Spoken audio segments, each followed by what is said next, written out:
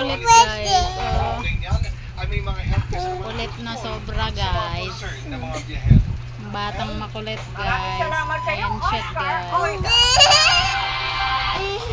Si Orange, nagsiselfon si Orange guys. Taray ko, nasa bunutan na ako. Pero ang ilang kongresista at eksperto, may puna. Nakatutok si Pina Pangalinan. iPhone! iPhone! Taray ko.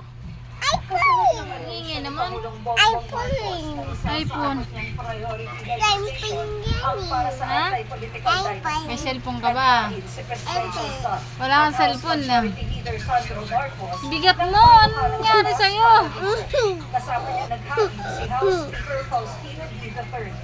Dito, Ginawa mo na akong kabayo ah. nakamag-anak hanggang 4th degree of consanguinity. Tama na isa. Tama na. Huwag ka makulit. Ayaw pa na. Ayaw pa na. Ayaw pa na. At anak. Kung ang miyembro ng pamilya ay incumbent o kaya'y kandidato sa isang national position, ang kanyang kaanak Kiss-kiss pa yan. halal sa isa pang national Kala mo position. ilang taon din nakakita. Halimbawa, bawal na ang magkapatid na parehong senador o kaya magkapatid na presidente. Aray ko, ang buhok ko, ang at sakit. vice-presidente. Hindi. Bawal din po Paano ang kita eh? magkakamag-anak ng sabay na posisyon sa Ano? probinsya, Paano sa kita? barangay o barangay. Pero sabi ng isang political scientist, Ba. kung susuriin ang mabuti ang panukala, Ba. ang butas daw ito. Hindi. Kita ay may nakulangan ito dahil hindi niya sinasabi kung ilan sa magkakamag-anak ang pwede at hindi pwede po.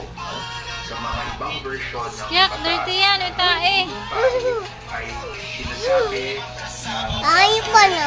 members of the Aray ko.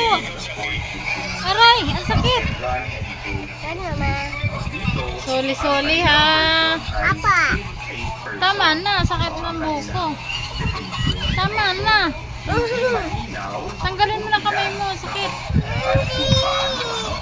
Manangya at pinagkakapagkat lang daw na contra-political dynasty sa panukala dahil pinapayagan pa rin ito ang magkakamag-anak na sabay-sabay tumakbo sa Kiss-kiss ka pa ha.